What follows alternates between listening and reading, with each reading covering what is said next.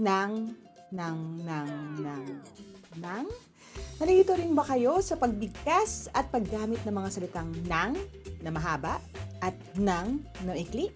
Yan ang reviewin natin ngayon sa isang masayang araw na naman ng kaalaman dito lamang sa Knowledge on the Go. Isang masayang araw mga classmate. Hello sa inyong lahat. This is Coach Laika. Kumusta naman kayo? Alright, now panibagong araw na naman ito for us to learn something new or para maalala ang mga bagay na baka nakalimutan na natin. Paniguradong araw-araw tayong nakakabasa o nakakakita ng mga salitang ng, N-A-N-G, at yung mas maikling ng na N-G. Pero paano nga ba ang wastong paggamit nito? Naku, maraming naguguluhan, kaya mahalagang malaman ito, kaya pag-aralan na natin yan. Okay? Simulan natin sa ng, yung maikli, NG lamang. Una, ginagamit ang ng, NG, kapag sinusundan ito ng pangalan o panghalip. Now, ano ba muna ang pangalan at panghalip? Ang pangalan o yung kumbaga noun sa wikang Filipino ay tumutukoy sa ngalan ng tao, bagay, hayop, lugar o pook, at pangyayari. Now, halimbawa naman ng panghalip o pronoun sa wikang Ingles ay yung mga salita na pumapalit doon sa ating mga pangalan. So, ilan sa mga halimbawa nito ang ako, ikaw, tayo, at kanila. Magbibigay tayo ng ilang pangungusap na halimbawa kung paano gamitin ang na. Okay? Now, we have perlas ng silangan, ang tawag sa Pilipinas. Ang ginagamit natin dito ay ng na NG dahil ang kasunod na salita ay ang pangalan na silangan.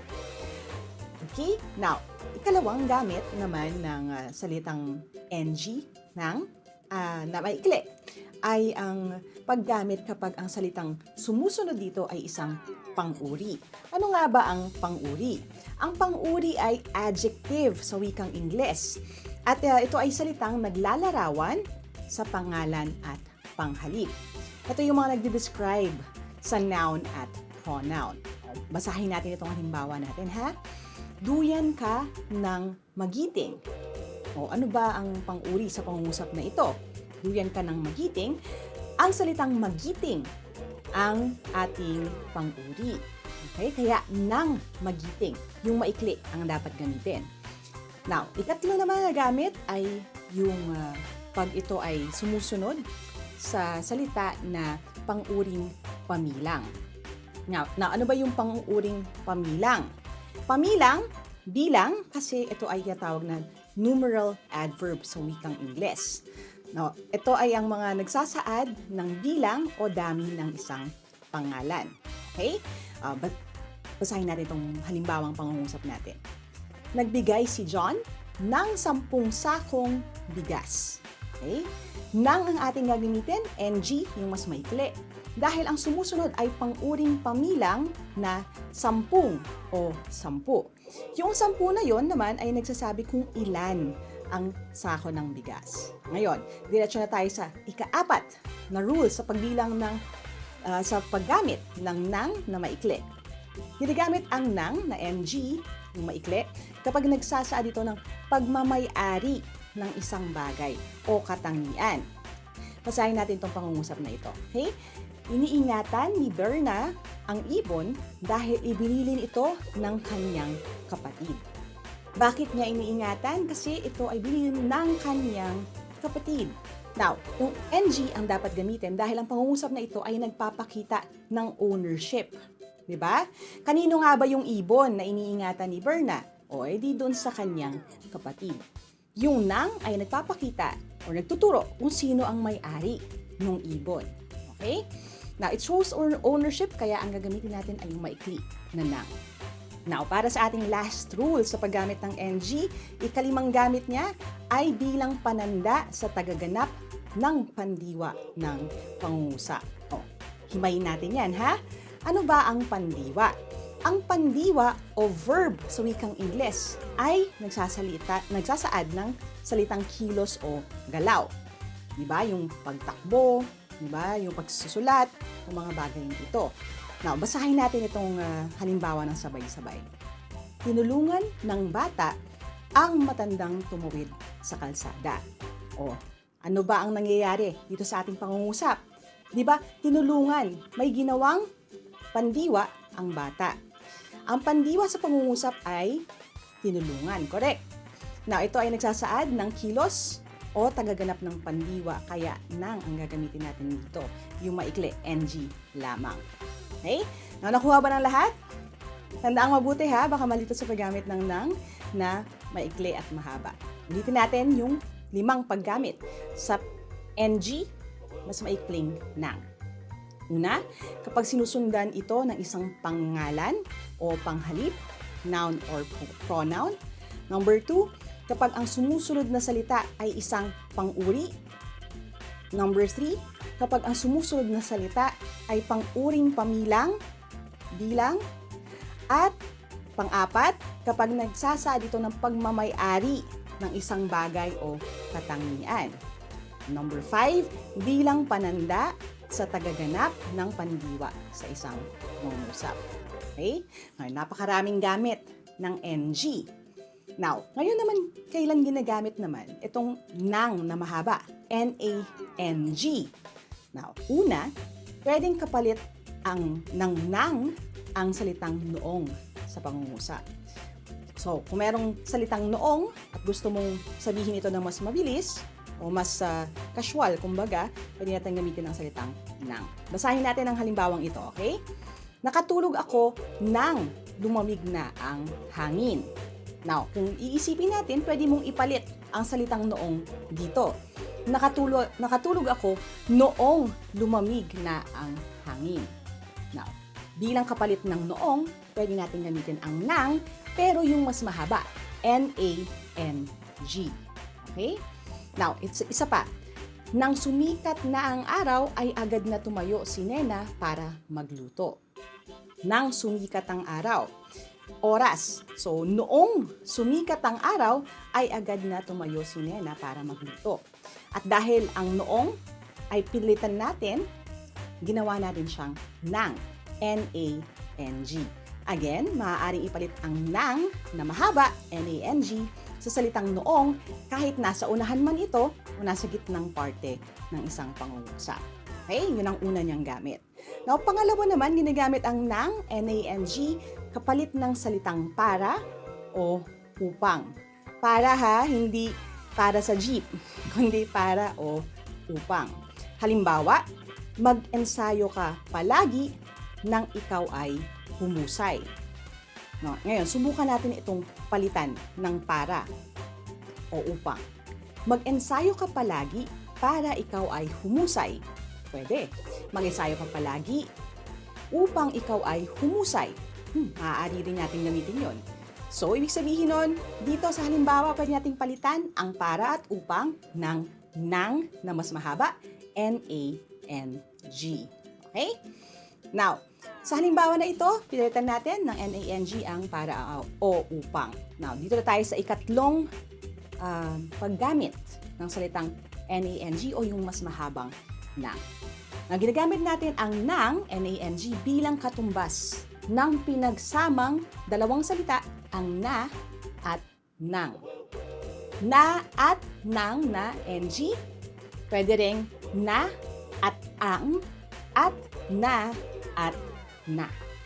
Subukan natin to. Basahin natin ang halimbawa.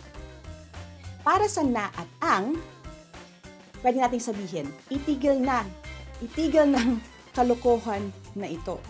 Diba? Sabihin mo sa kanya, itigil na ang kalokohan na ito. Kapag na at ang ginagamit, itigil na ang kalokohan na ito. So bilang kapalit ng na at ang, naging nang siya. Okay? Now, para naman sa na at na, naintindihan niya ng hindi madali ang buhay. Naintindihan niya ng hindi madali ang buhay. Now, kung gagamitin natin ito doon sa mas mahaba, dalawang salita, pwede natin itong sabihin na naintindihan niya na hindi madali ang buhay. Pero nga naman, para swabe ang pagbigkas, pwede natin sabihin yung na, pwede natin sabihin na naintindihan niya ng hindi madali ang buhay. Okay? Now, kung na at ang naman, ang ating papalitan, no? At kung na at nang naman ang ating papalitan, pwede rin natin gamitin ang nang. So, imbis na sabihin na at nang, sabihin natin na binuksan ng doktor ang kanyang klinika. Okay? Binuksan ng doktor ang kanyang klinika. Kapag na at nang, binuksan na ng doktor ang kanyang klinika. Okay? Nakuha na ba ng lahat ang difference at kung paano ang wastong paggamit ng nang at nang? Okay, ikaapat, ginagamit din ang nang, N-A-N-G, para sa pagsasaad ng paraan o sukat. Sumasagot ito sa tanong na paano at gaano. O, basahin natin ang mga halimbawang ito. Nagbibilang ng malakas si Tess. O, ano yung paraan o gaano? Ano yung intensity ng pagbabasa ni Tess? Ito'y sumasagot sa tanong na paano. Paano ba nagbibilang si Tess? Siya nagbibilang ng malakas. Kaya ang gagamitin natin ay N-A-N-G. Okay? Isa pang halimbawa, naghintay siya ng matagal na panahon. Gaano katagal, no? Ang kanyang hinintay? Naghintay siya ng matagal na panahon. So ito ay nagpapakita naman ng pagsagot sa tanong na gaano. Gaano ba katagal siyang naghintay? Okay? Para sa ikalimang rule, para sa wastong paggamit ng nang, N-A-N-G, ito ay inilalagay din sa gitna ng mga pandiwang inuulit. Gaya ng ayos, ng ayos, lingon ng lingon. Yan. Pag inuulit, ito ay nalalagyan ng nang na N-A-N-G. Kapag ginamit natin sa pangungusap, halimbawa, ito ang ating pangungusap, no? Si Lucas ay tawa ng tawa sa biro ni Tom. Ang tamang nang na gamitin ay yung mahaba, N-A-N-G. Si Lucas ay tawa ng tawa sa biro ni Tom. Okay?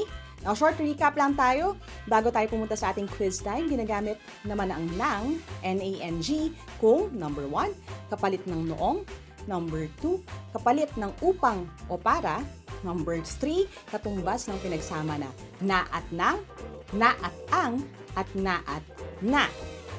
Pang-apat, para magsaad ng paraan o sukat at sumasagot din ito sa mga tanong na paano at gaano. At ikalima, bilang pang-angkop ng inuulit na pandiwa. Okay? Again, ito naman, yung pinag-usapan natin kanina, paggamit ng nang na NG. Number 1, sinusundan ng pangalan o panghalip. Number 2, kasunod na salita ay ang pang-uri. Number 3, ang kasunod naman niyang salita ay pang-uring pamilang. Pang-apat, nagsasaad ng pagmamay-ari ng isang bagay o kaya'y katangian. Number 5, bilang pananda sa tagaganap ng pandiwa sa pangungusap. Okay? Gets na ba, classmates? Ayan, alam ko medyo tricky itong topic na ito, pero humanda na ang lahat at magsisimula na tayong i-test ang inyong mga natutuhan sa tamang paggamit ng nang at nang. Let's test your knowledge on the go.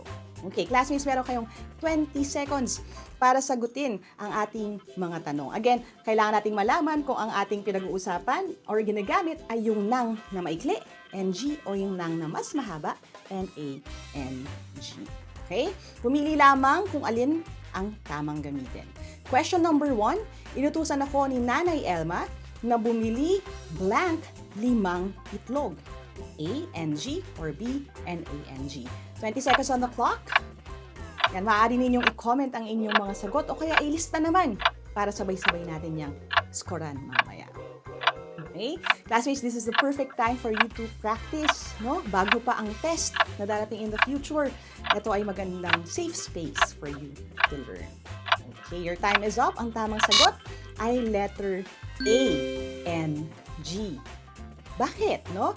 Ang tamang sagot ay, inutusan ako ni Nanay Elma na bumili ng NG 5 itlog. Nang ang gagamitin natin, yung NG, dahil ang salitang 5 ay pang-uring pamilang. Di ba? Napag-usapan natin kanina, pag may binibilang, may number, no? In this case, 5 itlog, gagamitin natin ay nang. Dito na tayo sa ating kalawang tanong.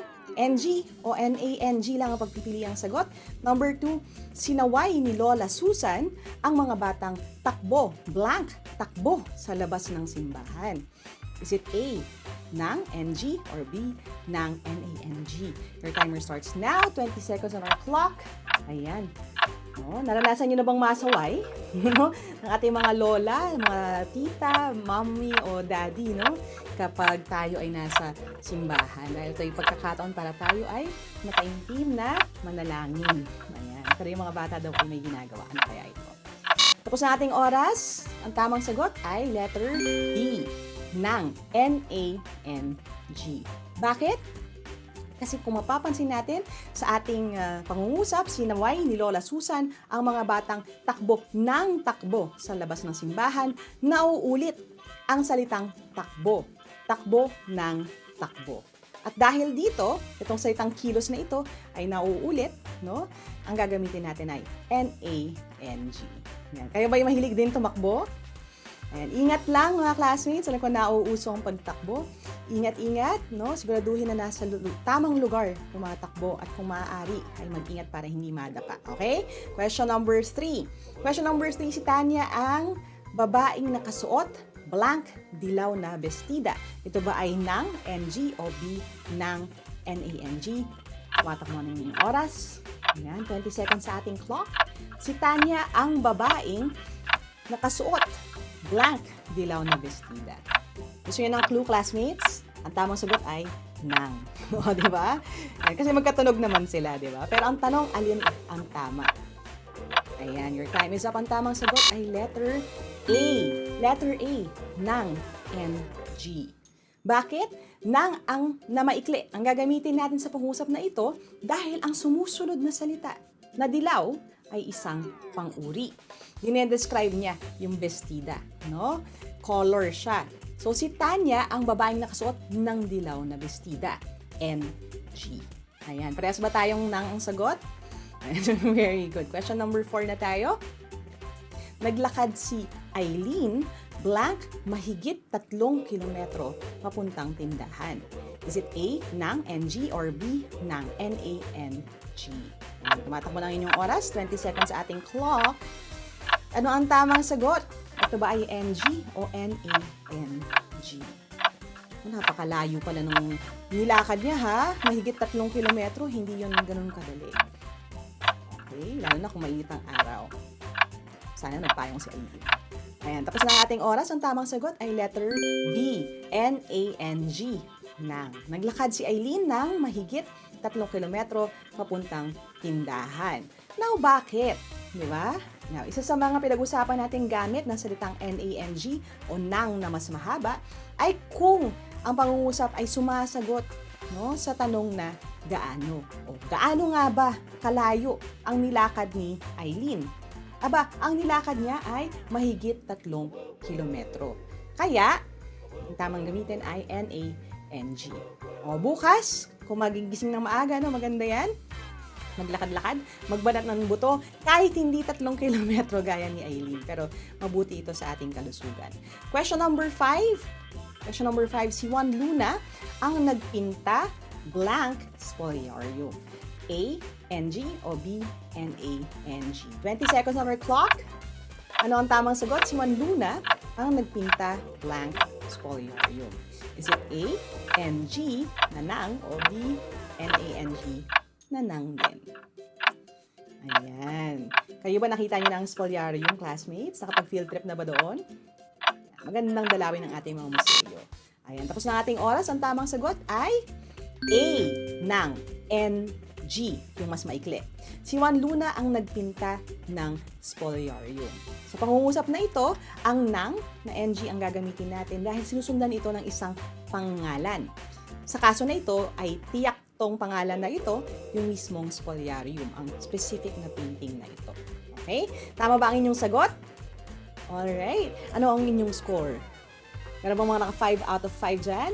And very good sa inyong lahat, no? Kung hindi naman, okay lang, makakabawi naman tayo next time. Again, ang laging paggamit ng tama ay isang magandang paraan para matandaan natin ang mga mahalagang bagay. So that's it muna for today. Sana mas naging malinaw sa ating lahat kung kailan ginagamit ang maikli na nang at ang mahaba na nang, ang NANG. Okay? Classmates, lagi niyong tatandaan ang wastong paggamit dito. Kung may suggested topics na kayo na i-cover natin sa susunod, i-comment nyo lamang dito o kaya i-message ninyo kami sa Knowledge Channel Facebook account. At huwag din kakalimutan na i-share ang video na ito para mas marami pang matuto at mag-enjoy habang natututo. This is Coach Laika at lagi ninyong tatandaan, learning never stops, kaya let us never stop learning. I'll see you next time dito lamang sa paborito ninyong Knowledge on the Go. Bye!